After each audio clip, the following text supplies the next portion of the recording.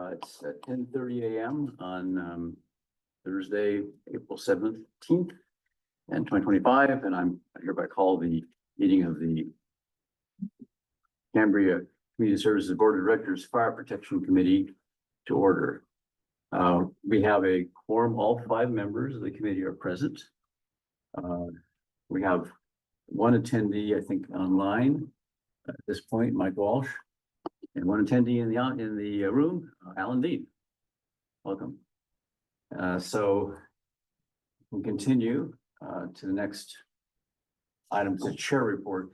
I don't have a report per se, though. I wanted to draw attention to the addition of a couple items here that in the section, the opening section, item 1D and 1E. Committee member and staff communications is sort of an expanded version of what we usually have at a board or committee meeting, where individual members of the board or committee can have briefing report on their on relevant activities, news that's of interest to the committee, and ask questions. I wanted to have a chance for staff to do the same thing without making out formal staff reports, because there's if any developments, and we have Mr. McElhenney here, any developments that are of interest to us, to what we're trying to do, this is a good time to just talk about them in the policy or events and so forth. And then ad hoc subcommittee reports, which you're aware of now from the 2 handouts, or one handout and one item included in the agenda. These are essentially, they're not final reports. They're the chance for the ad hoc committees to present their progress, what they've been doing, and to get both answer questions from the board and from the staff, and to get feedback going forward. So that's the purpose of that 1E. So without further ado, I'll turn this over to committee members if they wanted to report on anything. And I was going to ask specifically, David maybe, and also anybody else who went to that special meeting of the Fire Safe Focus Group that I was unable to attend, how that went with the Cal Poly project. But you can report as you wish if any of you have something to say about that. Yeah. Did you want to start, David? I can cover that briefly. Yeah. We had a special meeting of the Fire Safe Focus Group because the Cal Poly Professor Chris Dykes, who's been a member of the Fire Safe Council for decades, is running a class, and he does it every year. And what they do is it's kind of their senior thesis or whatever, even though some of the kids are grad students. And the objective is to write a CWPP, a Community Wildfire Protection Plan for a community. And 20 years ago, they did Cambria. And so this year they're coming back to Cambria. Professor Dyson is leaving, he's retiring.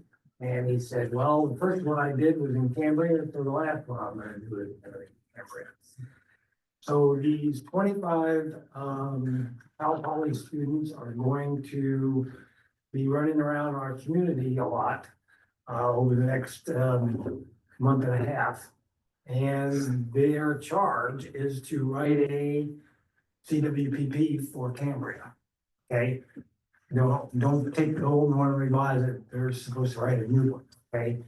And there's 25 students, so they're gonna have 4 different groups.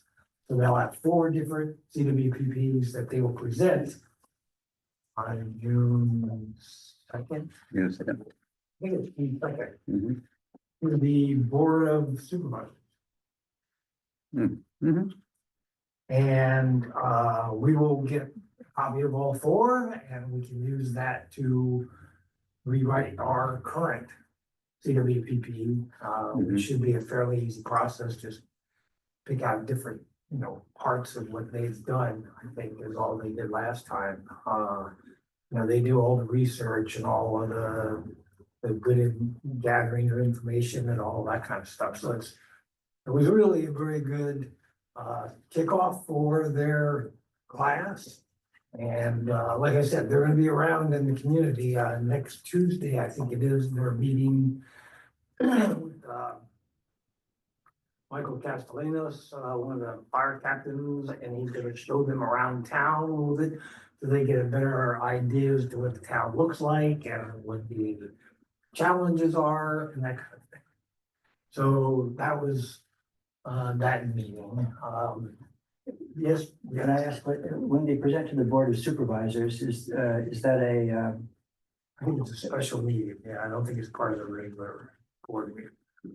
and there's no obligation to adapt, it's more of a, for lack of a better phrase, a show and tell? Yes, yes. So yesterday, the Fire Safe Council met in their normal monthly meeting.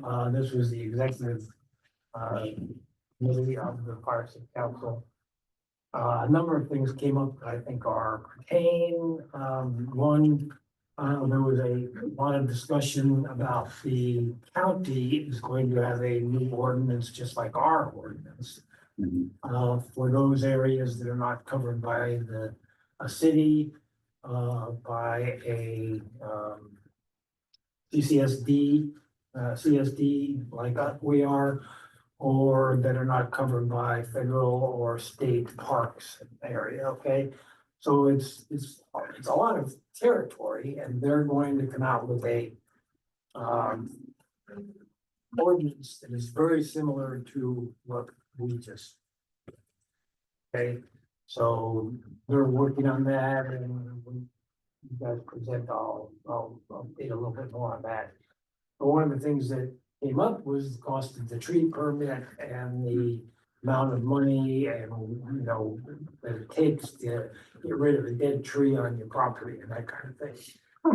There were a lot of, you know, people around, that were saying, yes, you know, that's an issue that, you know, needs to be solved. And the president of the Fire Safe Council is the 5th district supervisor.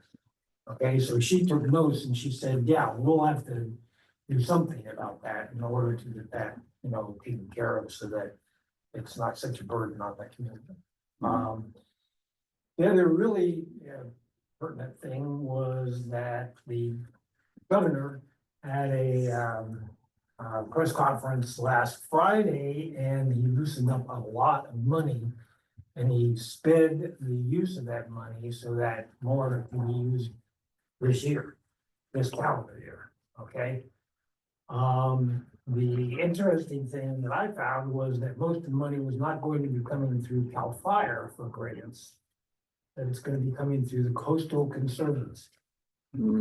It's got a lot of money now, and they've never had this much money, so it's going to be interesting to see what the requirements are going to be for the grants, what the grants are going to be able to be for, and that kind of thing, whether it's just clearing vegetation or whether it's going to be for other things that we might possibly be interested in. So that money supposedly is supposed to start flowing really quickly. One benefit for us is that Fire Safe Council is a consultant to the Coastal Conservancy on their grant programs. So that if we apply, we probably have a little bit of inside information as to what exactly they're looking for. Thank That's you. it. Any questions for anybody? Very good meeting. Yeah, thank you for Very, that. very Pretty interesting. meeting. I'll chime in. I also will second David on the value and of the last Fire Safe Focus Cambria group with these Cal Poly students. They're really invigorating, interesting, charged up, and we all responded accordingly. Particularly the chief, he was very good in that context. The Red Cross also met yesterday to move our Cambria program forward. Following on Chief Ricky's meetings, we had about 70 homeowners sign up for defensible space. I hesitate to call them inspections. I more characterize them as introducing homeowners to defensible space, making a series of recommendations along with other emergency preparedness points. 70 signups. We were hoping for 20. That's one of those, careful what you wish for. So many more that we're having to train up another person alongside me who can do these walkarounds. We will start these in Cambria in early May. And very much want to draft on what the fire department and CAL FIRE will be doing and not be at odds. Certainly not be at odds programmatically with what they're doing.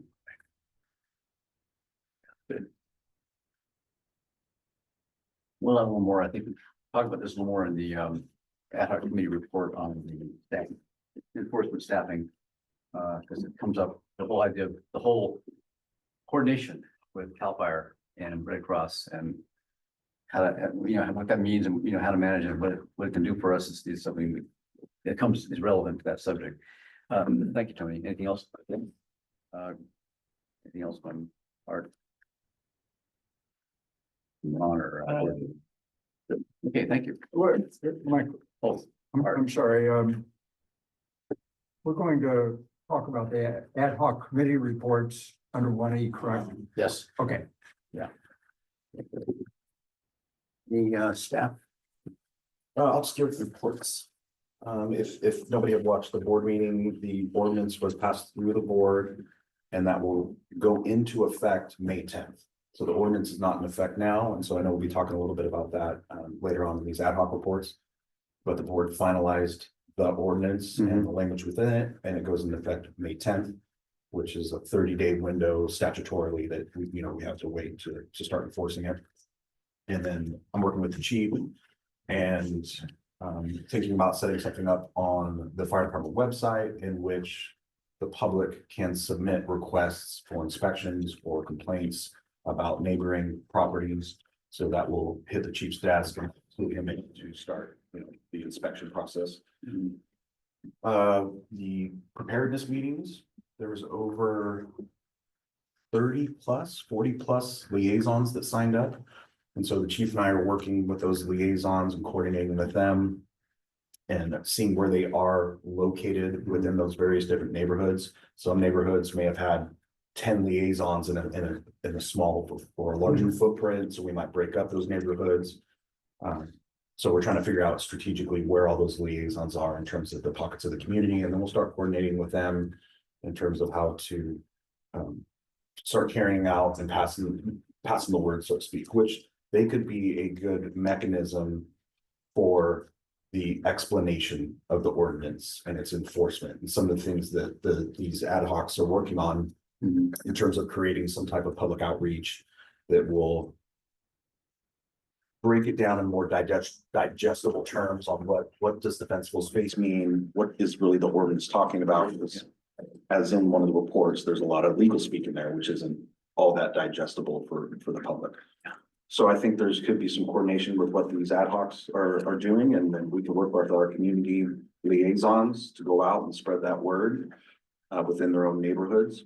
Will we get a list of who those are in your own neighborhood type thing, like who the liaison was? Will they be in contact with us as committee members, or are you gonna be with fire? I mean, can we get in on that whole meeting thing with? There's potential for it, yeah, Okay. there's potential for it, yeah, I can work with the chief. Some of that information was given to the chief, so there's addresses and contact information, so how we coordinate that all to make sure. Well, I mean, like if he has, I understand he's gonna set up like community meetings, so like at those community meetings, if you're in that group, could you like go there, you could be introduced, you could meet the liaisons, you could do Yeah, all I think that. that's possible. Yeah. We'll set up some coordination pieces. It's in the early planning phase, but yeah, we can set up Okay. some synergy there. I am just curious, because I got a phone call from one of my neighbors because they know I was in the fire department. They're like, what's this new ordinance? I'm like, well, it'd just That's be good. cool. I said, That's a question. so I don't even know if there's one in my neighborhood, to tell you the truth. So I just curious. I don't know who to send them to if I can't answer their Right. question. kind of Yeah, deal. and I don't even know, And I don't have the list, so I'm working with the chief. on, Yeah, okay, I- where are all these people located? Yeah, I Yeah. basically told her to email the chief and see Yeah. where he goes from there, because I didn't. And that's appropriate. Yeah, okay. The Red Cross also would be willing to backstop these meetings and provide whatever support materials, soft, soft touch. And it amplifies our work and we wanted to amplify what the chief is doing. Sure, absolutely, yeah. Okay. Anything else, Matt? Absolutely. Okay, great. Any public comment? Public comment on this item from either in the hall, no, or online, I believe, one still one attendee, right, Mr. Walsh? Michael Walsh and Ms. Michelle, Galloway. yeah. Michelle, three who's now. our staff member, Yeah. our district office, Mhm. and Mr. Walsh. Any comment, no hands raised, I think, yeah. I think we'll move on to, okay, move on now to the, ad hoc committee reports. I will do the first one I think I will do is the one that's in the agenda, from the ad hoc committee on, fire department staffing for expanded weed abatement ordinance. And then, we can discuss that, you know, have the questions and answers and input. And then we'll go to the, subject of the handout, which is the ad hoc committee on public outreach and communications. So if either on the staffing committee or the staffing for expanded weed abatement ordinance, who wants, either member of that committee can simply talk. Want to present first to start with? Yeah, go ahead. Art, yeah, Art. After we wrote the report, we got feedback from Chief Berkey, which in essence, negated the need for the report. In other words, the results were moot because, the chief apparently does not intend to actively enforce, conditions on developed properties. And that would be the primary reason for an additional position. But there is a subset of properties that are developed that have appended to them sometime, a merged vacant lot. And some of these merged vacant lots do have abatement needs, and they have not been covered by the district's authority. They are now, and I see those as an additional need. And I heard the director say that that evidently was one of your intentions. Yeah, so going back to your initial, the chief will be enforcing the ordinance on developed parcels. It's going to be on a case by case basis. So what I heard you say is he wasn't going to actively enforce it. He will be actively enforcing it as these requests for inspections come in, or if the fire department notices a residence not being compliant. It's going to be in coordination with CAL FIRE, because CAL FIRE does the inspections for defensible space. And so Can I ask you a question? Yeah. When have they done that? They came to my house about 5, 7, 8 years ago. I looked around. I haven't heard a thing from CAL FIRE in that time. So there has been no active inspection or enforcement by CAL FIRE.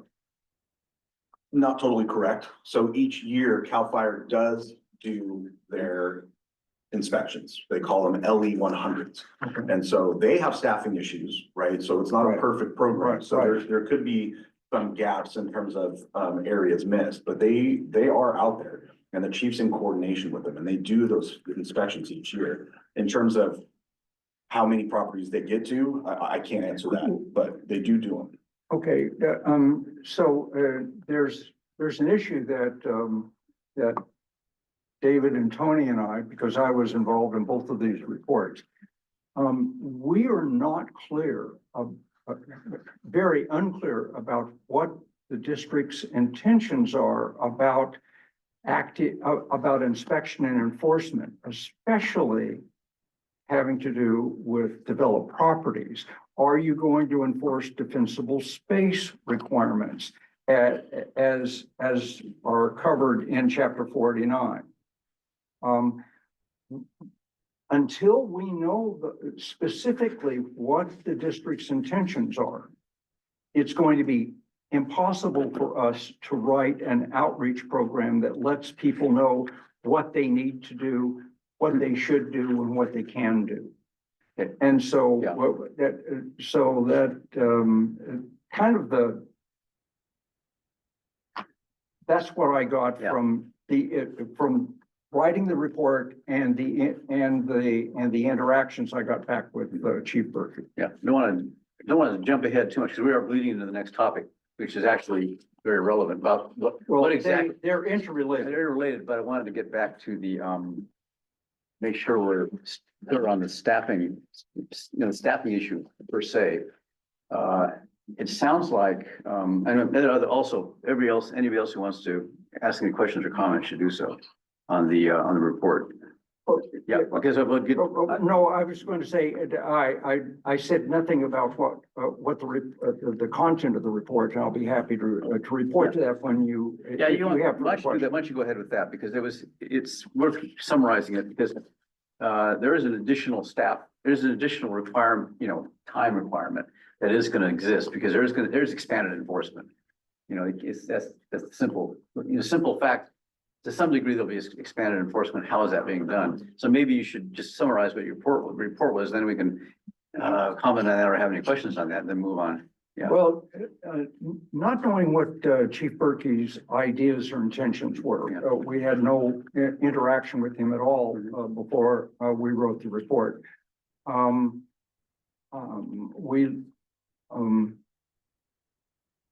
was an HR guy in LA County for 25 years. Mm-hmm. And I did things like classification and compensation work. So I did a survey of public positions where there were class specifications available online. And I looked through them to see what kinds of positions might be possible and available to the district. Chief Berkey talked about a fire marshal position.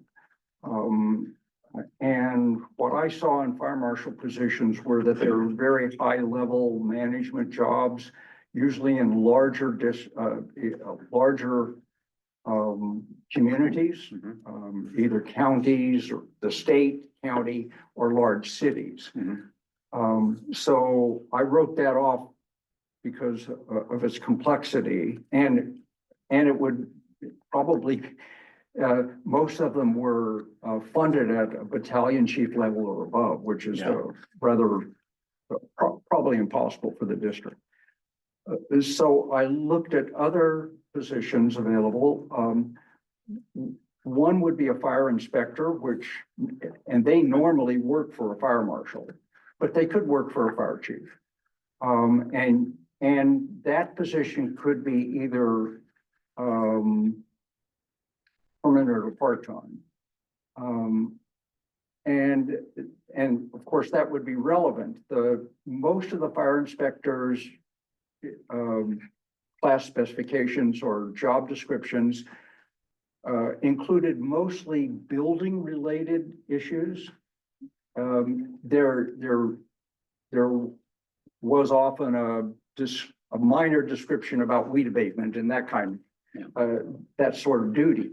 So it could be a similar position could be used. The most relevant positions among public is code enforcement officer. The county has them. They don't do weed abatement per se, but a code enforcement officer could definitely do that. It would be a civilian position. It might be funded at a lower level, say than a firefighter or a fire captain. And then because of the funding issues.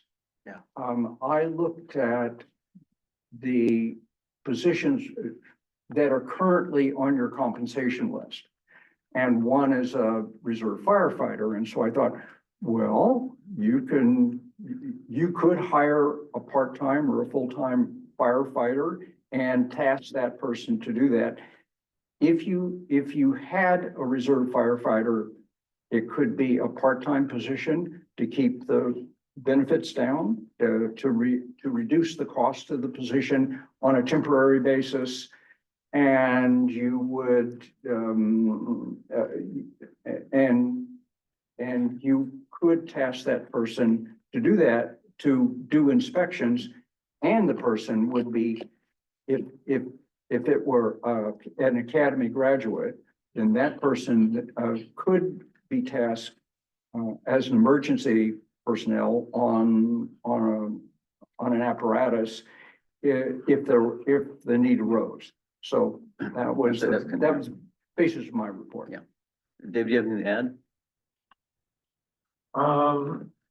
Yeah, so we looked at how to fund it and we came up with this fee idea, which if we're not going to inspect every property, kind of falls away. Yeah. So we didn't go any farther than that with any other idea on how to fund this extra firefighter or a fire inspector or a coder. Mhm. We didn't go there. But obviously, if there's a need for that, and I honestly feel that there will be, because I think the website will be filled up as soon as you open that up.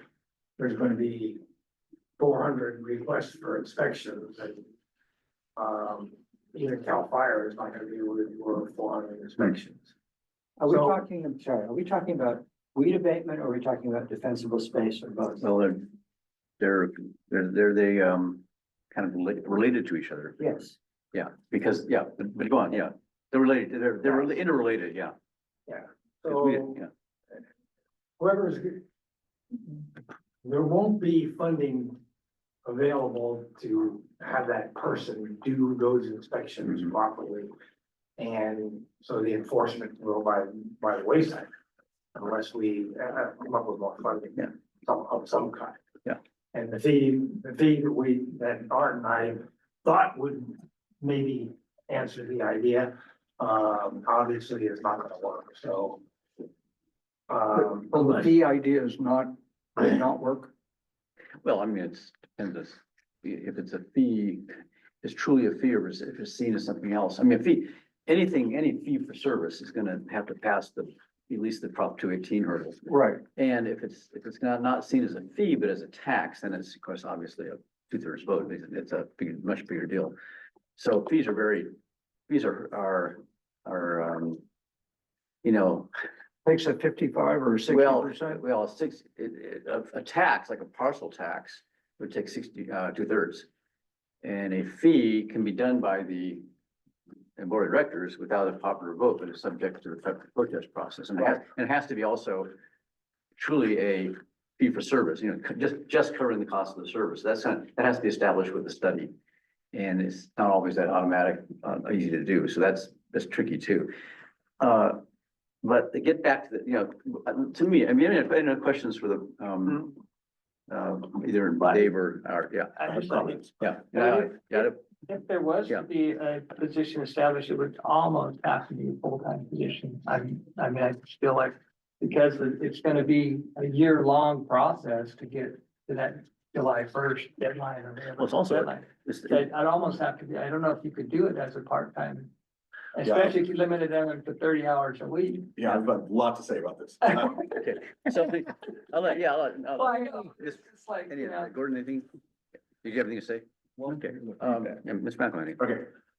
So our reserve program has been a failing model for over a decade. The new restrictions and the new requirements by the state fire marshal in terms of having a reserve firefighter on staff, those requirements are, in terms of training, are the same as a full-time firefighter. They don't delineate between the two. And so what happens is we hire a reserve firefighter, you train them up, you outfit them with gear, turnouts, all of that, very expensive. They come on as a reserve firefighter, they spend 3 to 4 to 5 months, and then they're swooped up and picked up and gone to a full-time agency, because that's their goal, they want to be hired as a full-time firefighter. So we've spent years of this cycle of turnover with reserve firefighters and the expense of outfitting and insuring them. It was very, very expensive. So what we did as a district is we basically eliminated the reserve program, and were able, through the savings of the insurance and the budget, finding a way to make it happen in the budget, we hired 3 full-time firefighters that brought our staffing to what we call 3-0, when it used to be 2 full-time firefighters, and if you had a reserve that was available, they would be there. Some days we only had 2 people on the engine, some days we have 3 with that reserve firefighter. We just got done with negotiations with the union just this last year on a 1-year contract. We're gonna be back in negotiations at the table in July. And they will be asking for raises. So the budget in terms of staffing is already tight, and any money dedicated to staffing is gonna be geared towards this negotiation process and the approval of a new contract with the board. The code enforcement piece, there's a piece of that could be entertained, but I think in terms of cross-training and staffing, it would be more appropriate for an inspector, fire marshal to be looked at. But again, the funding isn't there. So we used to have a fire marshal that was employed by the district. We have that position. It was eliminated, I think, when we got the ranch, basically. Quite a while ago, yeah, like 20 years ago. About the time we picked up the ranch, the fire department budget was cut in terms of the slice of the pie, because the money was shifted over to facilities and resources, and that position was eliminated. But at one point, we did have a fire marshal within the district, fire marshal, inspector, depending on the qualifications. That piece of it, when we talk about the inspection piece, and Director Gray and I have talked about it, you know, it almost should, when we think about the funding piece, that's a whole different discussion. Do we think about the benefits assessment that wraps in fire inspection, evacuation routes, fire engines? You know, that's really how we solve the funding issue, is we look at some form of a fire benefits assessment, because the general fund is not getting any larger. Yeah. In terms of property tax revenue. We're stuck with a pretty tight budget. The union wants to negotiate, we got fire engines to spend. There's really, you know, we can look at the fee study that's being done by Alex Handler to see if there is a way to inject some sort of a fee for inspection. But I think even at $100 inspection or 150 or whatever that going rate is, still wouldn't fund, you know, a fire inspection. Potentially, yeah. Which is the problem about saying, how are we going to enforce this ordinance? Are we going to go house by house by house with our department? And right now we don't have the staffing to do it. So it would be somewhat in coordination with CAL FIRE's LE 100 program, finding out in their inspections, and we'll work with CAL FIRE and meet with the battalion chief in this area. And the chief's already had some of those conversations, is if those inspections come up as one that failed, in coordination with the chief can then go out there, look at that inspection, look at the documentation, and now we have our administrative citation program, which if they do not correct that, is $100 a day. And that's the financial penalty that might start the resolve of some of these issues, defensible space-wise. CAL FIRE, when they cite a parcel, or excuse me, a property for not adhering to defensible space, they'll issue that citation, they'll do a follow-up. If they don't do anything, it gets sent to the district attorney's office, almost like a misdemeanor. Right. But the district attorney's office doesn't have the staffing or the time, so they don't pick it up. Yeah. It gets tossed in the trash. So it becomes somewhat feckless, you know, from the CAL FIRE side. Even though they have their best intentions, the only thing they can do is forward it to the district attorney side, which falls on deaf ears sometimes, unless it's just outrageously egregious. But with our administrative citation program, working with CAL FIRE, now we have this financial motivator to get them to resolve these issues. And if it's not resolved, it racks up, goes to the tax roll, much like our fire hazard fuel reduction program.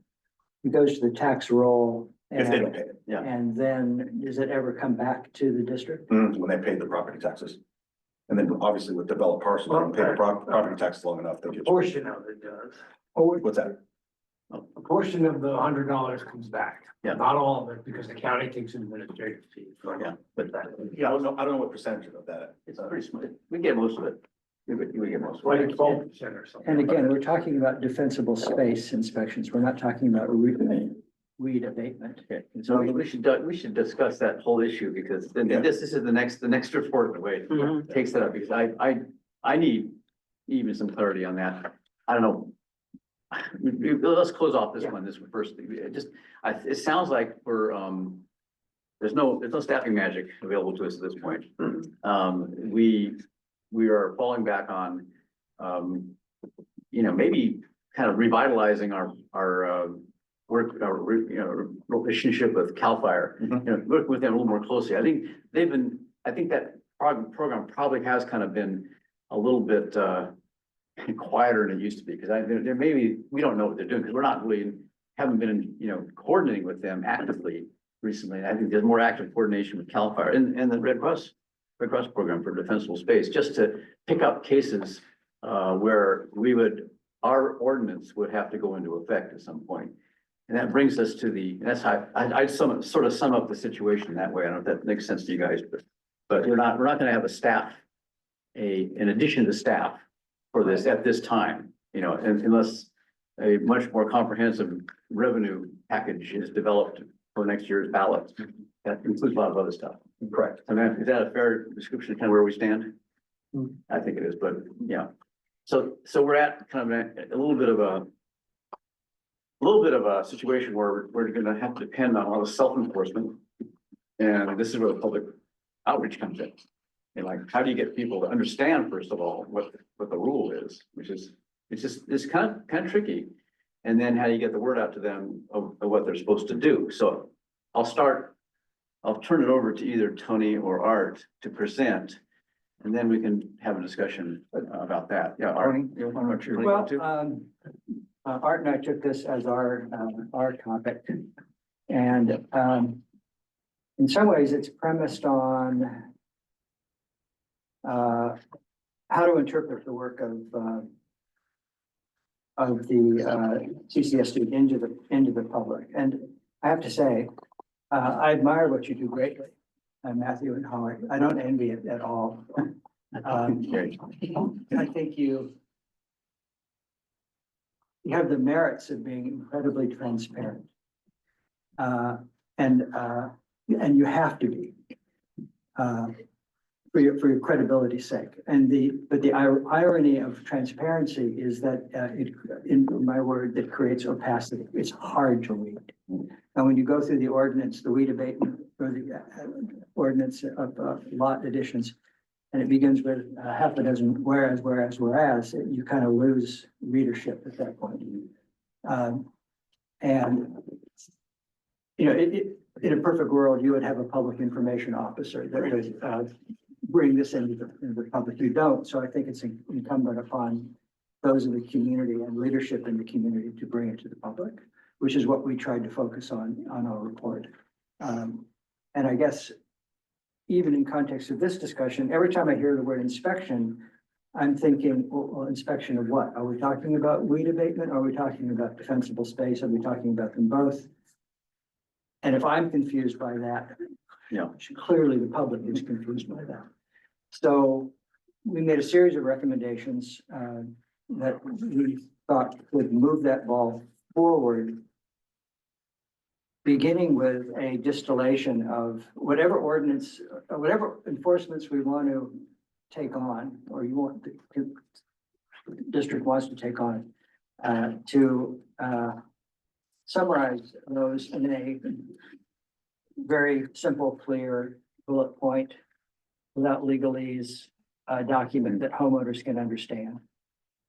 I think that's has to happen, even when you say, for example, here's the a summary of the ordinance. It's a really tough summary. I mean, it's a tough one to read. Something even simpler has to be generated to have traction in the community. I think with a document like that, then in particular, the neighborhood liaisons, I agree with you, can take that into the community, be advocates. The Red Cross will understand it and be advocates and follow not only the guidelines, but the kind of timing of those guidelines.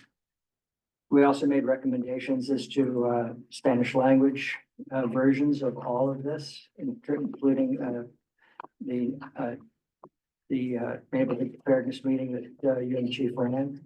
That all the documents need to be in Spanish.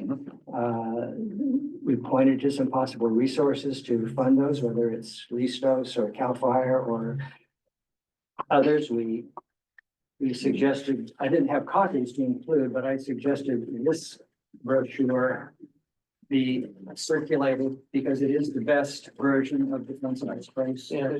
Yeah. I've seen. That's a small version.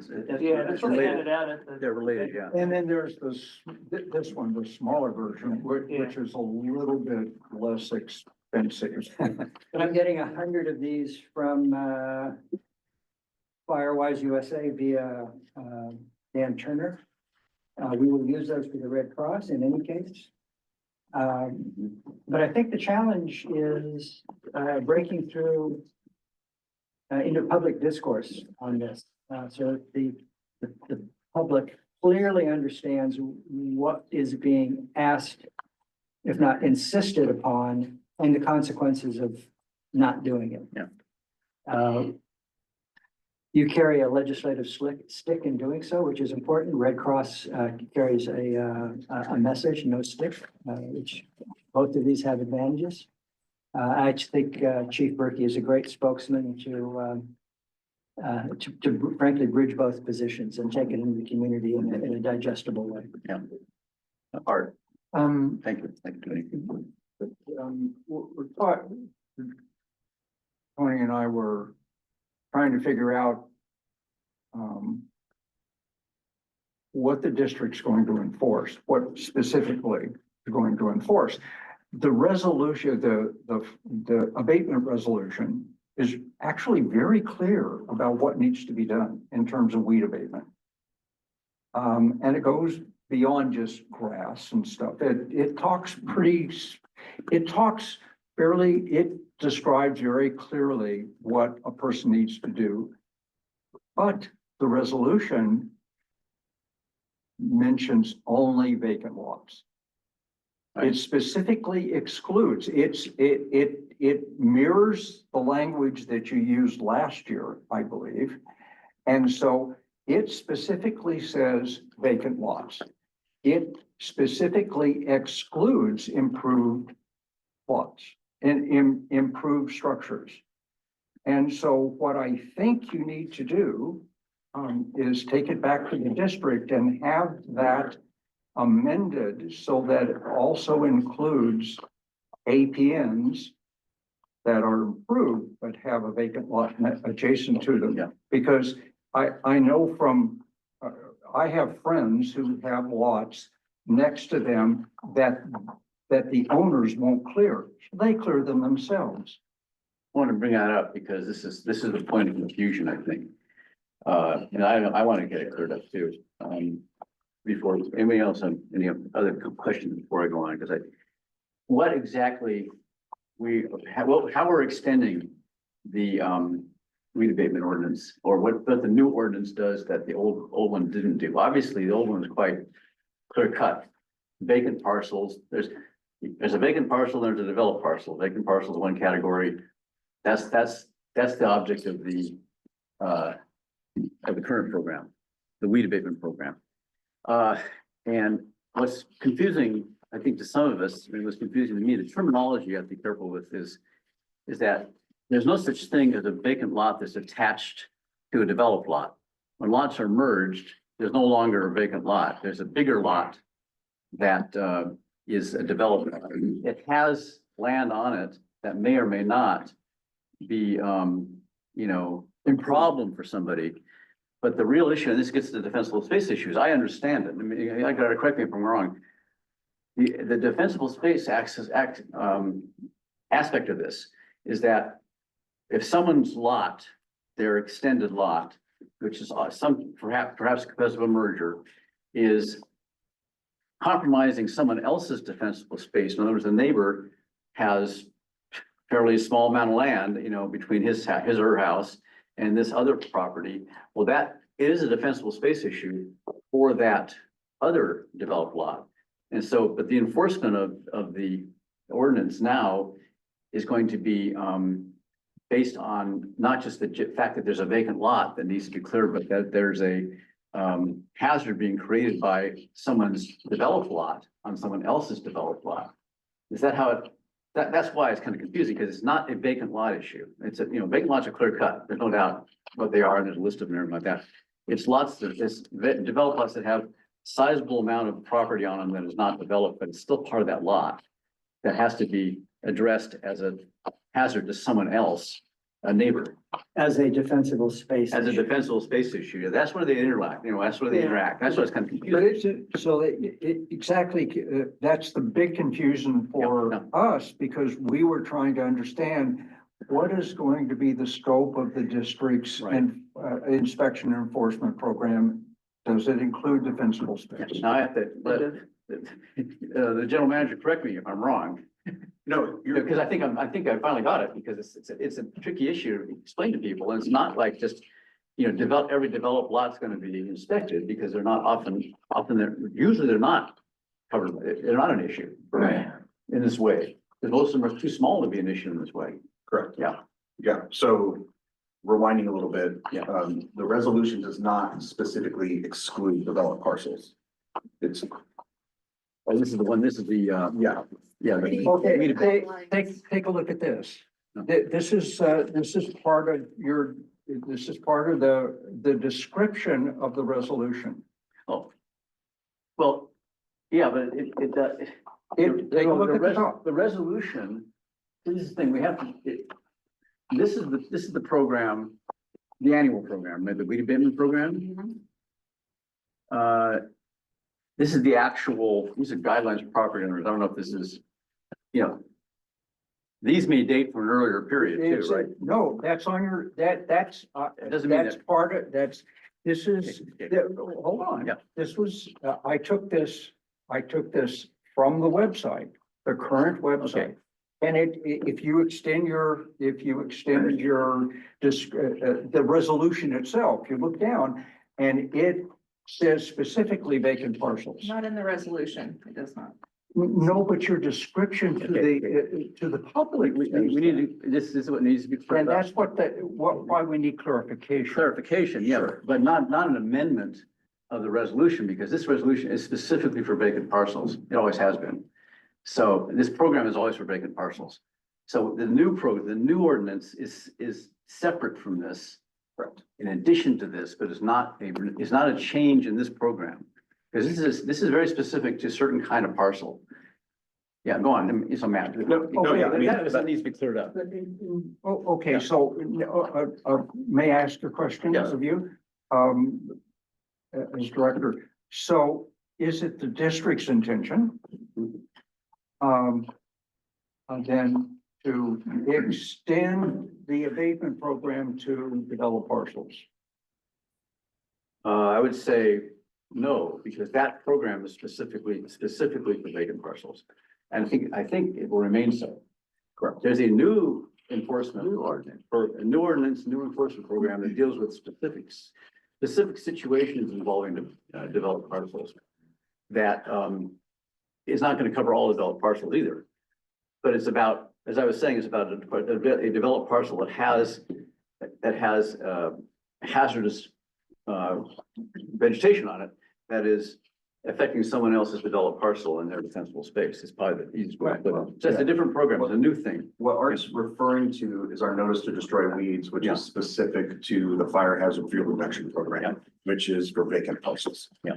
The new ordinance, Yes. while it works in tandem with some of these overall principles, is specific to develop parcels, defensible space, and merge parcels that may affect someone else's defensible space. Is it your intention to use those guidelines? With those merged Well, not parcels? It's, I think There's, that have a large amount of empty space around them that have, and those are a problem to the neighbors. That's what we're trying to, I'm wrestling with this because we want to, if it's our job to help the district clarify this and communicate it to the public in a very understandable way, then we need to be clear about that before we start spending our time developing those communication devices and start putting that information out to the public. So help us with that. So I would say that we want to keep this in the world of the vacant parcels. Yeah. Okay, so Right. this applies to vacant parcels. Okay. And then our new ordinance and the descriptions within that is what would be communicated to the public about developed parcels. Okay. But your ordinance is not clear. Not like that. That's real clear, but your ordinance is not clear.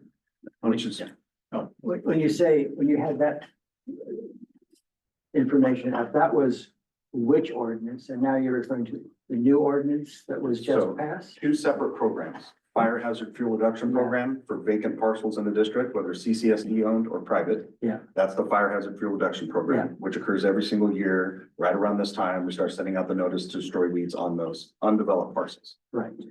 The new ordinance is dealing with developed parcels. Here's what the ordinance says. This is for, The one that will go into effect May 10th. Right. Now, there's a lot of overlap in what needs to be done. Yeah. To maintain defensible space and to maintain, to deal with hazardous materials, hazardous vegetation and stuff. There's a lot of overlap in the state standards. We haven't, I guess, maybe the point that's confusing, we haven't spelled out specifically like what you need to do, cut down your weeds to 4 inches or Right. whatever. We haven't spelled that out specifically in relation to the new ordinance. And man, that's Yeah, but something that- I'd ask that question about that. Is it, do that's people have to actually do? pretty clear right there. Well, that's clear. Yes, but for If the you purpose, read it, for the yeah. purpose of the public doesn't want Public two, doesn't doesn't see all want that. 2 ordinances. It wants one document saying, I need to do this, and this. Doesn't care about the number of ordinances or interpreting, doesn't want to interpret, it wants. Well, but Understandable, but if you have if it's a vacant lot, you don't have to worry, it's not yours. If it's a developed lot, then this ordinance is in effect. So if someone has a vacant lot next to them, that ordinance for vacant lots applies. The one for developed lots does not. So if they have a vacant lot next to them, the best thing they should do is call the chief and say, I have a vacant lot, what are we supposed to do with it? I mean, that's my opinion. Cause there's 2 separate issues here. This one for the new ordinance is pretty clear. It says 10 feet from the property lines, 50 feet back. Right. Done. I can go 10, I know where my property is. I can take that's gonna help abate not only my neighbor, but myself by doing that. That's So if you have a house here and you got, and you've taken the lot next to it, you owe, I mean, that's your lot. You need to clean that 10 feet and 50 feet there. I think what we need, it's kind of what I was trying to say this, but maybe it's clearer now. There has to be some kind of simple fact sheet or Yes. Yes. that says, these are the 2, no, there are, these are, what's different? If you have a vacant lot, same thing has always been. If you have a developed lot, this is what's new, and this is what you have to do. Basically, putting it out there and saying, this is what the policies are now, there's 2 ordinances, Yes. and one applies to vacant lots. And maybe this. No change. We need to put it out there. Say, these are And 2 it's separate but a fact ordinances. sheet that explains the difference and what everybody has to do. Yes. This is something that maybe, I don't know, are we? I think this is why I put the ad hoc, I'd like the ad hoc committee to be able to do this, because one reason we have this, as I see it, have these committees is to help, the district get some of this stuff done. District does not have dedicated staff to do anything like, major communications efforts and things like that. They don't have the, like I said, just with inspections, get people to deal with the problem on their own as much as possible Mhm. before relying on inspections. It's kind of what we're dealing with here, a very, very tight situation. Have us, our group, our ad hoc committee able to kind of come up with something, draft something that is a fact sheet that explains the two ordinances, how they operate, and what your obligations are as a property owner. If we can get that done, I think we can get that out there. And Spanish language is no problem at all, because we do Spanish language stuff for all kinds of things anyway. We have a staff member Right, on staff. and that so, can but that's translate. not, those things can be, but we have to have that initial document, as you say, I mean, your recommendations is number one recommendation. So can I ask a question? Yeah. So there are some parcels in Lamert. Most of the parcels in the rest of the community are 50-foot lots or merged 25-foot lots, and we have some 75 and 100-foot lots. In Lamert, you've got 1 acre plus lots. 1 acre is 200 feet by 200 feet roughly. And there's space, based upon the new ordinance, there's actually space in the middle of that, one of those lots that wouldn't be covered by the ordinance. If you read it very strictly, correctly. Yeah. So I think we're trying to figure out the communication piece. We're trying to figure, and in order to be really clear about that, we need to be clear about what you intend to enforce. I could see drawing a picture like the brochure, that shows really clearly what it means by zone 0, zone 1, zone 2, and that could be created, and maybe that's what needs to be done. And to kind of merge I have to admit, I was confused. I was merging the abatement resolution Yes, with a the lot of people ordinance, probably try to agree. put them together. You guys want to keep them separate. Well, they are separate.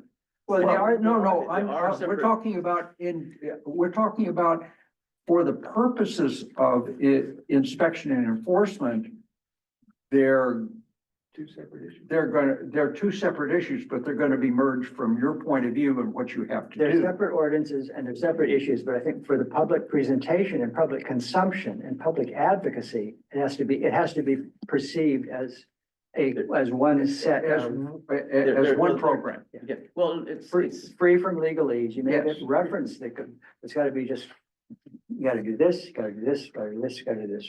Full right. stop. And basically, if you're a developer, you do this, you're making you do this. There are two ordinances, they're gonna remain two separate ordinances. They're not gonna be merged. Yeah, we're not advocating We're not that, but for advocating the that, yeah. public consumption, it needs to be, it's going to be perceived as common points that need to be interpreted. Well, and I think you're landing on it. You're landing on the scope of your next step, Yes. the next evolution of this is your fact sheet. I think Yeah. that's. Yeah, and what my real question was, can we apply these guidelines? So what? No, the vacant lot guidelines. Yeah, can we apply the vacant lot guidelines No, it's not. to develop property? Defensible space is a little different, and that's the thing that's, That's why there's two separate. Okay, so it would be really, really helpful if you could go through these guidelines and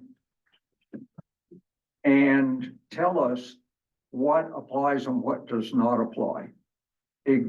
So that we can communicate that back out to folks who have developed lots with or without additional vacant space around them. Now, Art, I think you have to start all over again. I think you have one document there on one side of the page that says, these are the things you have to do for a vacant lot. right. On the other side of the page, you're gonna have improved lots, okay, including all merged lots. And that's gonna be an entirely different set Yeah, this, of bullet. Okay, okay. yeah, so in other words, for the vacant lots, nothing changes. Yeah. So that's fine, that makes it easier in a way, you just have to say, but it should be included in the fact sheet. you know, just have the information for vacant lots that you have now for the fact sheet, and then for improved lots, a new set of rules. It's kind of like side by side. Yeah.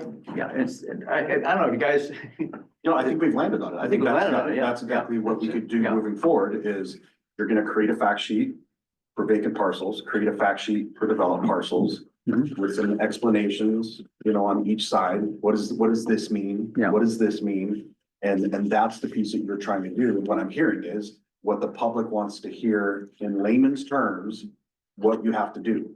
I also want to say, we're enforcing all of it as staffing allows. So I don't want to say, I don't like the question of what are you enforcing? All of it as we can, if that makes sense. Right, right. No, Yeah, because ideally, you want to move away from enforcement and towards compliance. yeah, Correct. yeah. Correct. So we have the fact sheet for vacant parcels. Now we need a fact sheet like this, guidelines. We need those elicited from you so we know what those are going to be. The perfect bullet point set up here. It would be lovely to have a perfect bullet point set up for developed parcels. For the ordinance. How would that? Or where would that exist? Where can we glean that? Well, we'd have. How can we, how can we do that? How can we help? Again, we'll take it on, I think. Yeah, That's what the ad hoc committee. The raw, is about the that. raw. Yeah, but where is it? Well, Well, it's in the ordinance. It's in the ordinance, so it'd be Yeah. the ad hoc committee taking that ordinance and in coordination, if you have questions, if you don't understand what that means. Have you read chapter 49? Have you read all of, I've actually read all of those, the fire code. That section, what was it, 4807, or I can't list it correctly. Just But I've read the them. regulations of fire code. Well, there's a lot of stuff in there and guess what? It's not very clear.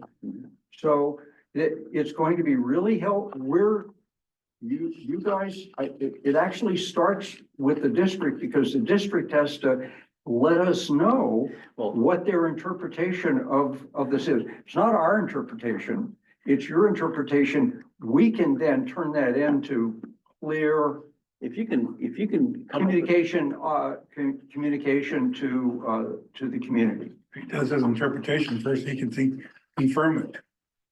Yeah, well, I was saying, if you Might could, start. yeah, if you could look at what you know now, you have some idea of what the information is, you got a framework for it. I was having some communication with you guys, obviously, that you know about, it's helpful to maybe you frame, kind of rough out an outline of what, you see as the, requirements from the ordinance, first of all. Let's start with the ordinance and see what it says. And because there are some things, I looked through section 20, what is it, 49 too, and you can glean stuff from that. There are sections, a lot of sections of that are not really relevant, but then if you go to the part about defensible space, for instance, and defensible space enforcement, there are rules there that are I think fairly fairly easy to understand. Well, we can give it a try. Give it a try, give it a We're try. not exactly subject experts here, but we can give it a try. There's probably some other resources that have already, and communities that have already blown this bridge that we can. Well, Chief Marin County, specific, Chief Vinya, okay, who's writing the ordinance for the county, says they're going to have a handbook, and it's almost done. So I would contact Chief Vinya, if you can get a draft of his handbook. He said it's even gonna have pictures in it. Chief, Vinya, Venya. And that's CAL FIRE, right? oh, the Cal Fire Chief for He's the county fire for chief. county? Well, yeah, He's the county fire which is, marshal. yeah, which is basically CAL FIRE. CAL FIRE contracts the county. Okay. Well, the county contracts with CAL FIRE. And you have, you gave me his info once. Yes. Okay, all right. That's good. I'm glad we're. Tony's You got got his that? Yes. email. Great. And that's the best way to get a hold of him, is just email him and ask him for the draft of his handbook, just so that you can use it for your edification, okay? Oh, okay. And he said it's gonna have pictures and everything, right? So, some of it will probably be worthwhile, and some of it you'll go, no way, we're doing that, right? Okay, Great. so But if it's geared towards public consumption. Yeah, that's That's the idea, what that's he the idea, said yeah. Going to do. Okay, hopefully. on it. Good, thank you, guys. But in future, Excuse me, the chief, myself, and Ms. Dodson, yeah, we'll work on, trying to parse out some of those things and definitions and what does this mean, and we'll try to feed that to Yeah. you. Yeah, that'd be And that great. way, Yeah. you guys, when you think about how to deliver that message, you'll have some of our background. So we're not. Wonderful, We're not thank you. giving you hanging, it's just, yeah, so, yeah, I will ask for public comment. We have now about 4 people, well, still, just 3 people online, and one person in the hall. Does anyone want to comment? Alan, you want to comment on this at all? Is there anyone online who wants to comment? Dave? Jeff Wilson. Mr. Wilson, please, proceed. Yep. Hi, everyone. Thanks. Don't want to complicate things, but in the vacant parcel space, I'm not hearing any addressing of a vacant parcel beyond weed abatement that has defensible space issues for a neighboring developed parcel. We have that in our neighborhood. There's a vacant parcel next to us that impinges upon, as I understand, defensible space, a developed parcel. Yeah. So I don't know, Yes. it seems to me that the vacant parcels may need to go beyond just weed abatement if we're really talking about addressing someone's defensible space in a developed.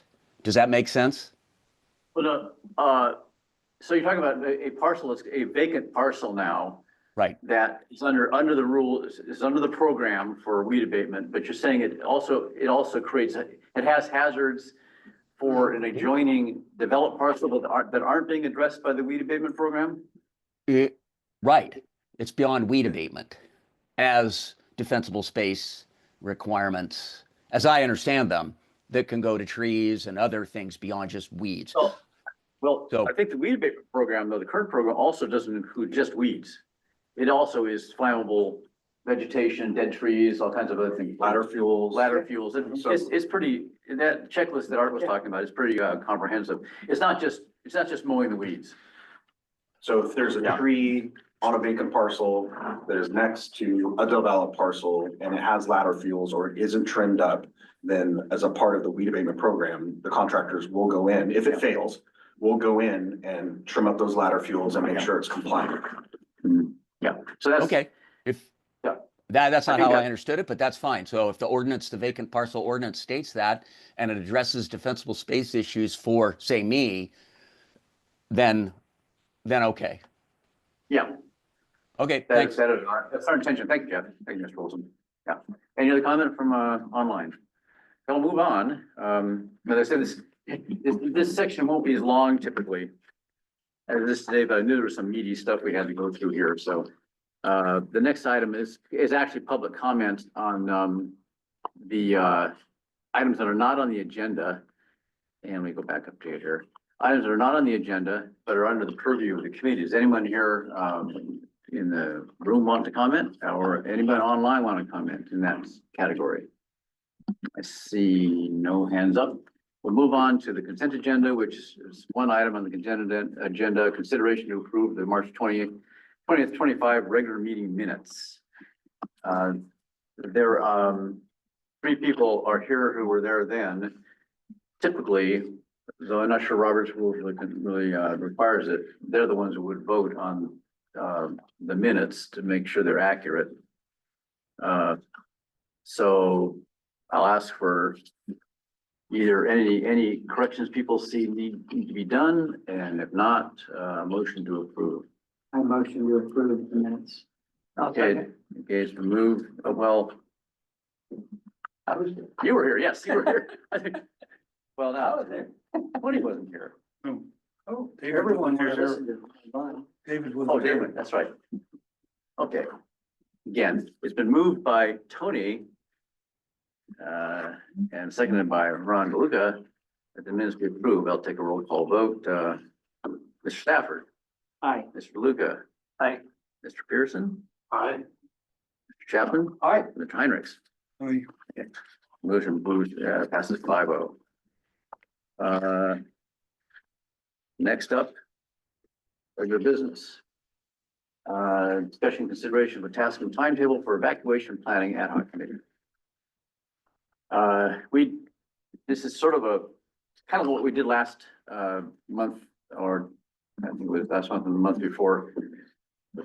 Actually, last month when we set up the ad hoc committees, we already tasked two of them with, some work, which has been discussed earlier in today's meeting. We left that process for the evacuation planning ad hoc till later. And so, this is again, kind of I would say maybe a sort of free-form discussion about what we want them to do, but I think they'd be best, occupied with starting out. This is because Mr. Luke and Mr. Heinrichs.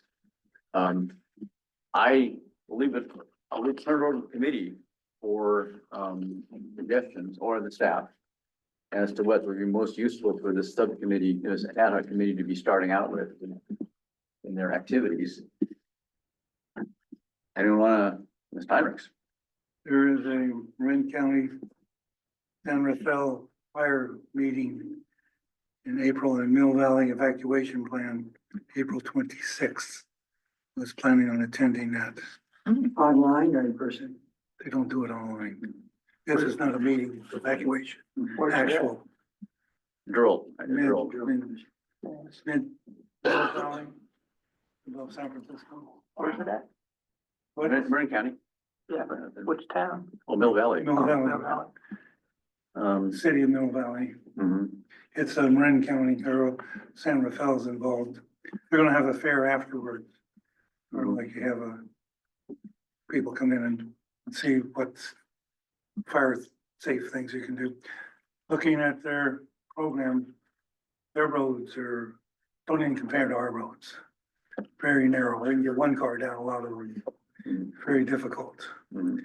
And this will be from 8 AM to 12 for the evacuation plan that they're actually doing. Mhm. Normally they'll take a couple hundred cars, line them up at 8 o'clock, and then the timer goes off and then they see how the cars flow on a certain route that they've predetermined, not the whole city. And then see how it flows and what to be do to improve it or whatever, utilizing all the agencies,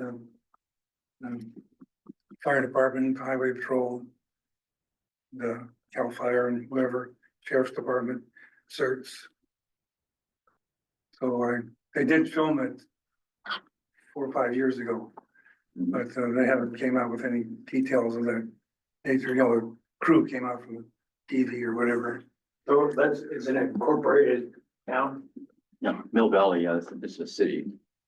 It's a little bigger, it's 20,000, 25,000 people. Okay.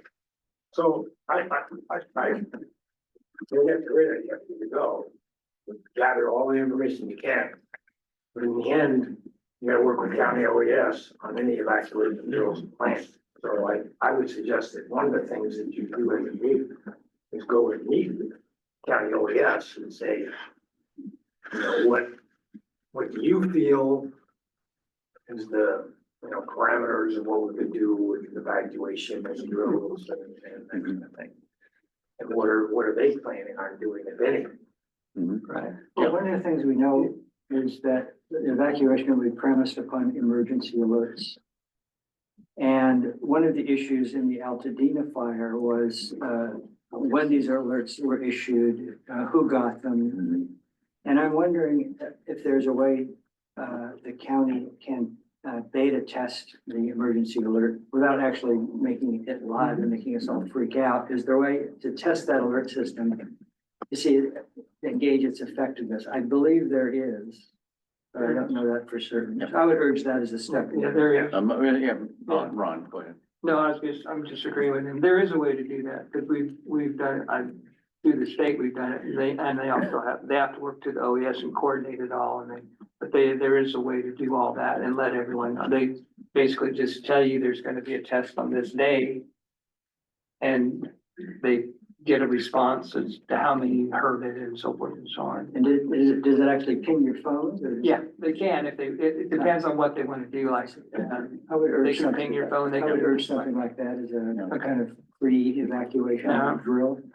I tried to figure out what evacuation zone I was in. And, there was a posting online by the district.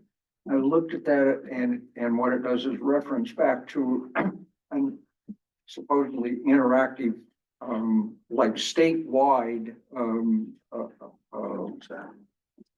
mapping system for that.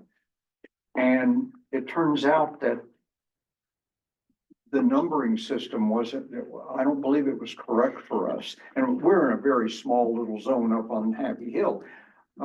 But if it's wrong, if it's confusing for a guy like me, it was much more confusing for a couple of our neighbors who were asking me questions about it.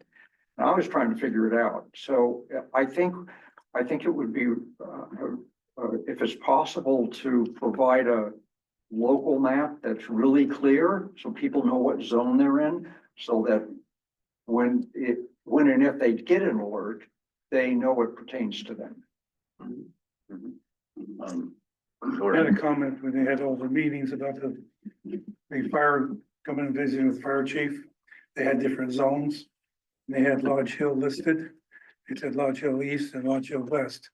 But then they have only a couple of ones scattered in between that didn't have any reference. And I says, oh, this is terrible.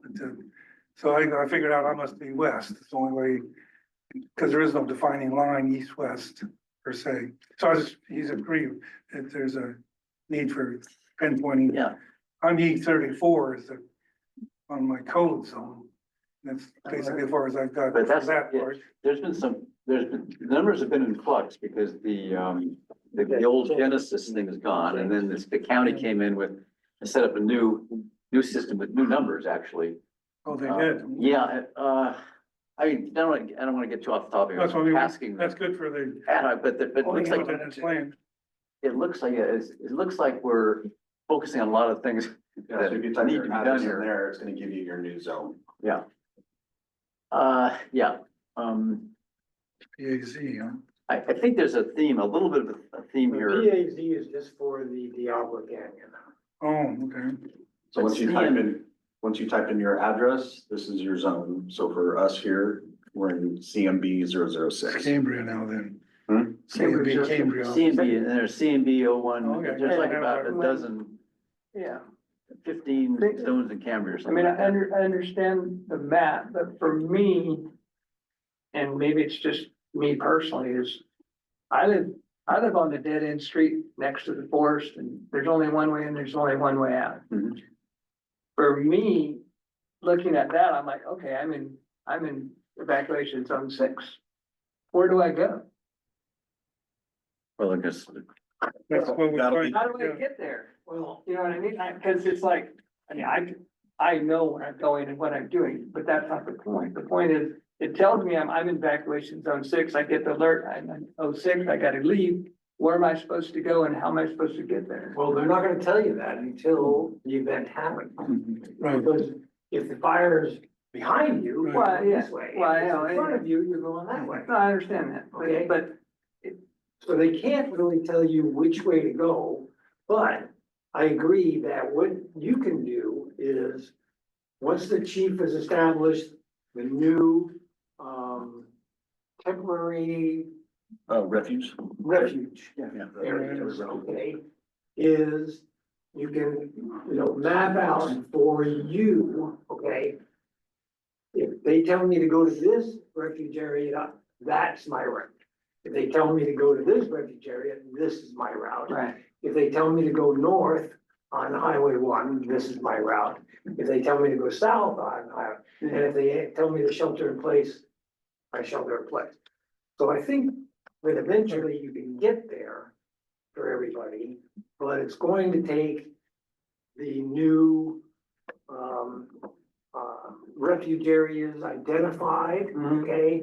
And then a lot of individuals planning on, okay, how would I get to this? How would I get to that? How Yeah, would I and get to that? Chief Berkey's liaisons and those meetings will be the conduits for much of that information. They can Yes. set the tone for. So it doesn't respond. Yes, because the existing safe havens, what they call them, Yeah. the existing map are not really safe havens. But I mean, again, Temporary refuge. But They're sure, gonna you're, tell you to go there and wait yeah, until they can clear you out of town. right, I understand that, but in my situation, there's only one well, road. see, yeah, I know. We're what not you're- going anywhere. I know what you're talking about. They can tell me to go to Highway 1, but I ain't gonna get there, because that's, and I can't go the other way, there's no road down to East Ranch, there's nothing.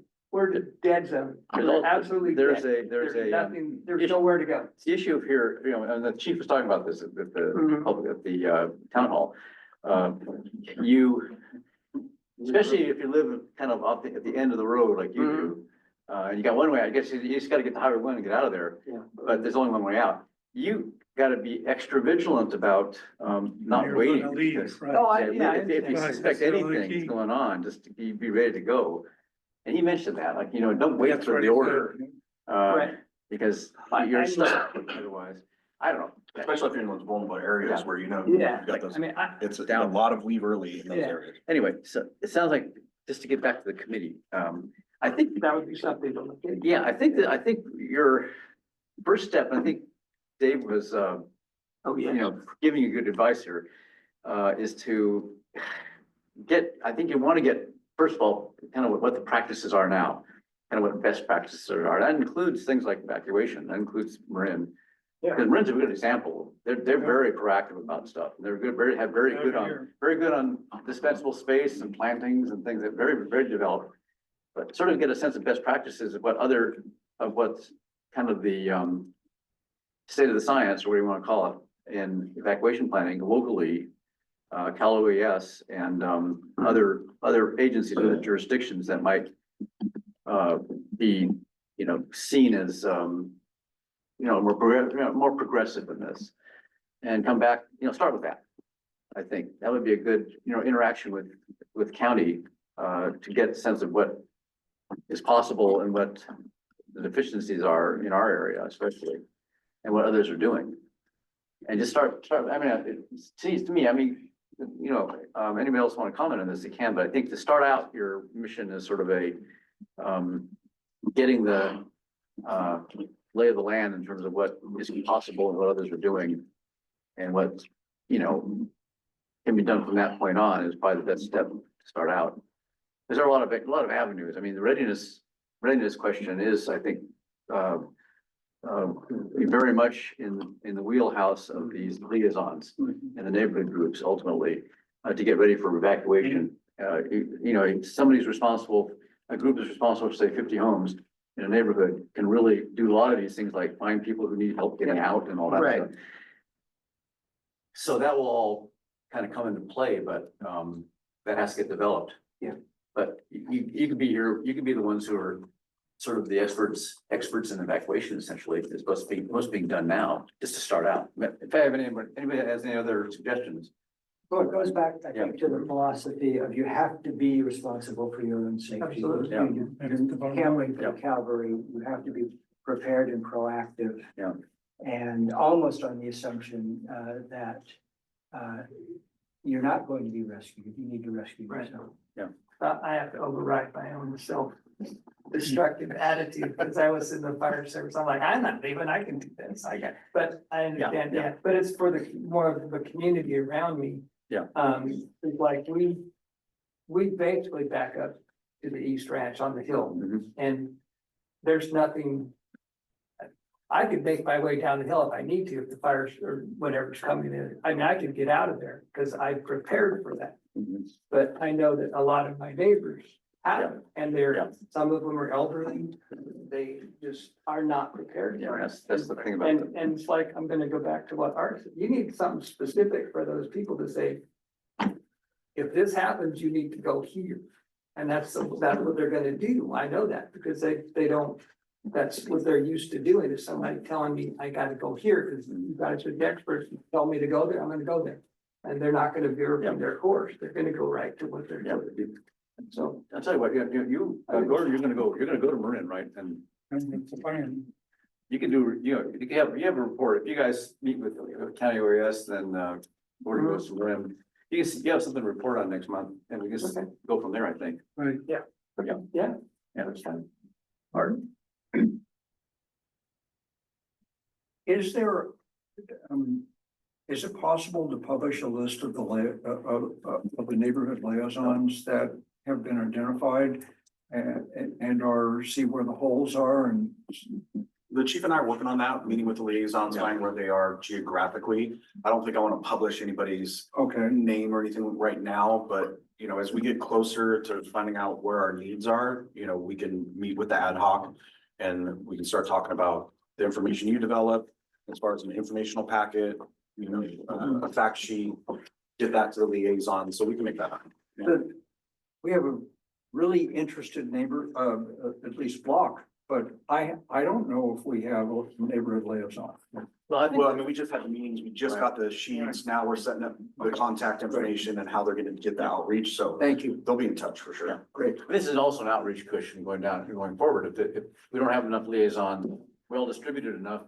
We put out the word, how to put out the word to, you know, get more people interested in it. Exactly. Will be an issue. At least, yeah, you have to find out where everybody is, and if they're all clustered in once, you know, a couple areas and that sort of thing. Yeah, we need to do some outreach and try to get some things out in the water bills, because what we did, you know, I kind of took these mini polls of how many people are signed up on the CTSD email listserv. It was like 15% of the entire room. So I kept thinking like, how did everybody hear about this? And it was working with the NCAC, they were out there passing flyers, you know, some of our blast outs, word of mouth. So the next generation of this is gonna be mailers, you know, that may recruit more liaisons in those areas. Yeah. And we'll see a bigger, it'll bolster some of the attendance, I think. Because there's a lot of folks out there that still didn't get the message. And we still had almost 700 people show up, which is unbelievable when I think about our outreach part of it. Didn't really, you know, didn't land with everybody, you know, so we'll see more people sign up as liaisons. Yeah. Probably So, 80-20 rule probably works. yeah, well. So, just one more thing about the committee. Do you need contact information of County OAS and they, you need any help with setting a meeting with them? No, if you have the number, I'll take it, but otherwise I just look it up. It's Scotty Jalbert. Oh, Scotty Jalbert. Scotty Jalbert. Jalbert. He used to be fire chief too, right? So, yeah. From where? Yeah. He was fire chief in, yeah. Okay, so I think let's just further, public comment on this issue. You know, Does anybody want to comment on item 4A, tasking the evacuation activity? Alan, anyone online? I don't see any hands up. Okay, move on.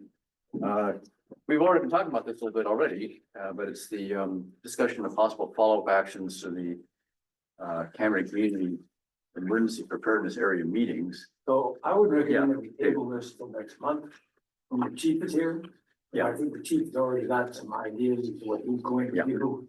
And I think we can certainly help him and make a suggestion. But, I think we need- And I would just urge, we all really stand by the chief on this. I think it's the most important initiative this community can undertake in this regard. Yeah. So I'll be supportive of that. Well, if there's no objection, I'll table it till May meeting. We'll have more information by then too. Yeah, more information and exactly, and the chief does have to be here for that, I think, agreed. Okay. Future agenda item, oh wait, 4C. Yeah, discussion and consideration of the new June 2025 meeting date. I think I've put the word out already to the members and all of you. I don't know if everybody's gotten back to me, but the scheduled meeting was on the holiday, Juneteenth holiday. And I think the suggestions seemed to be workable for everybody was to have, instead of that Thursday, was to have it the Tuesday, the 17th. Tuesday the 17th, Yeah. not to Wednesday the 18th. Yeah, because I think there was a Can't be problem, on Tuesday. can't be Tuesday. Not for me. I think that was my conflict. I Okay, meant to so, tell you that he said we could do a change of it. It's like, we'll be all gone on Tuesday, all day. I can't do Wednesday. But I can do Tuesday.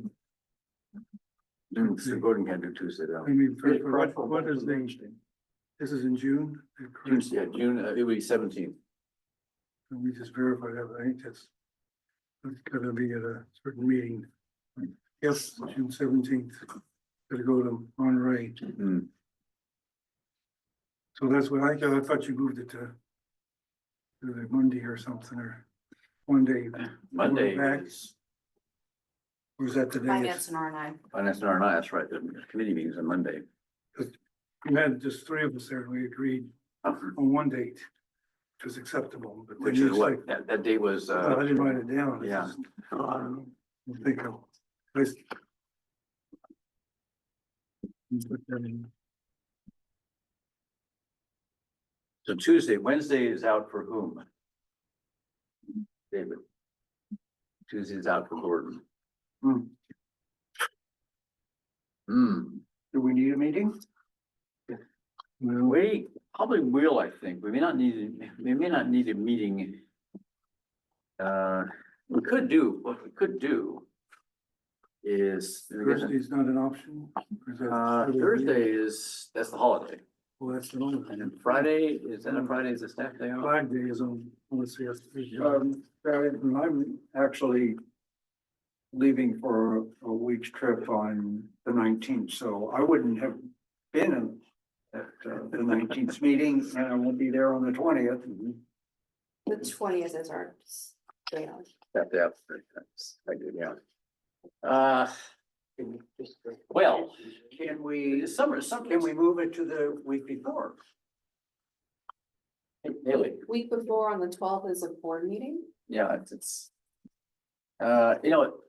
one thing we could do with summer meetings, I mean, in most of the committees, I've been involved with, standing committees will tend to have they won't have like a meeting every month in the summer, because people tend to travel a lot and their their schedules are a little more, impacted by that, let's say.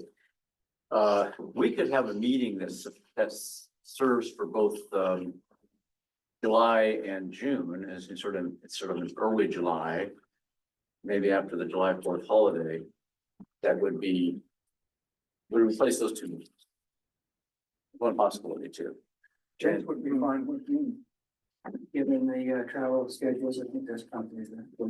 if we have a late afternoon meeting, the 17th, after probably 5 o'clock, I could get back. That's, But if, I don't know if That's- I want to be in the evening. there's no meeting for, yeah, that's probably not convenient for most other people. No, that's what I said. That's I a was problem. but I'm saying I'm tied up from 8 Uh, o'clock to 5 o'clock. I can see, I could see having something that, instead of having the July 17th meeting, we could have a meeting earlier in July. What day of the week is July 4th holiday? It's a Friday. Friday, so right after that? Or right before that, right before the holiday. Monday the 30th, Tuesday, July 1st, Wednesday, July 2nd. I believe staff has a day off on the 3rd, Mhm. so the 3rd and 4th are out, then we have the 7th, 8th, and 9th open And 7th is the on Monday. Monday. 8th is a Tuesday. That week, what's that week look like for you guys? I'm sorry. Oh, the week I guess it's the week right after July 4th. Monday the 7th. Okay, after July 4th. A Thursday meeting for me would be preferable. Tuesday or Thursday. Thursday's out, because that's the board meeting. Tuesday would be the 8th. 8th. Right. Could be the morning or afternoon, depending on you, but I think I'm okay on that. 8th is okay. 8th is okay. I'm good with the 8th. Yes, all right. Dave? July 8th. July 8th. Okay, the time of day, Do the morning again? like we're doing now, 10:30, 10:30, 10:30, yeah, fine. July 8th. July 8th. And are you canceling your July 17th regular Yeah. meeting? fill that slot, basically. Okay. So we're not gonna have a June meeting then. Let's skip June, yeah. Right, okay, just make sure we move it. So we're So we're canceling the moving. June 19th meeting and the July 17th meeting. The June 19th meeting has already been July- canceled, as you might remember. That's right, yeah. Want to be correct in the minutes. Yeah, it'll be, July, if, Chris, for staff, is that, work for you guys, what's your name? Okay, good. Okay, so I guess we can vote, gonna have a motion on that. I don't know how that works. I so move. Okay, Art moves, Second? Tony seconds, Chapman, roll call. Aye. And Mr. Stafford, Aye. Mr. Pearson, Aye. Aye. Luca, Aye. Heinrichs, aye, 5-0. Okay, future agenda items, I'm gonna give you a little preview here. There's two items that Chief was interested in. That he had actually doing some preliminary staff report for. One has to do with the status of the fire engines and a plan for developing a plan for, buying new ones, financing new ones. The other one was having to do with the station, fire station, and the question of what to do about it. He was, I think, offering renovation versus replacement, just as options. That obviously is a big issue that would require some study. Those are two things that we've already, I think, decided to put on the May agenda. So that would be on the May agenda. Those two items would be on the May agenda already. And then I think there was a mention of what was it we were talking about? Oh, yeah, the item continued. Mr. Pearson suggesting continue it for the for what's now 4B would be continued to the May agenda. So we have three items there. So anything else that you would suggest we add? Oh, I think we're good. That's gonna be this gonna be a fairly ambitious agenda. We'll have this, subcommittee reports too. What's the date of that meeting? That meeting is the May 15th, I believe. So we will have an update on the firefighter ball on the. Oh, okay. on the Maybe, yeah. 3rd. Mhm. Yeah. Ad hoc reports, we might have I think the public outreach subcommittee might have a draft to show us. Maybe. That would be in the, under this, well, we'll see if it's something that, we want to, we're ready to send through it with the recommendation. I put it on regular business, but also could just be on subcommittee reports for not ready to take final action on it. So if that's it. Thank you all for very productive discussion. I think we hopefully cleared some stuff up and we'll move forward, and thanks to the staff. Of course. Yes. And anyway, well, first of all, I should ask for public comment on future agenda items. Anyone want to comment on that? No hands? Okay. So at some 12:08, I guess, hereby adjourn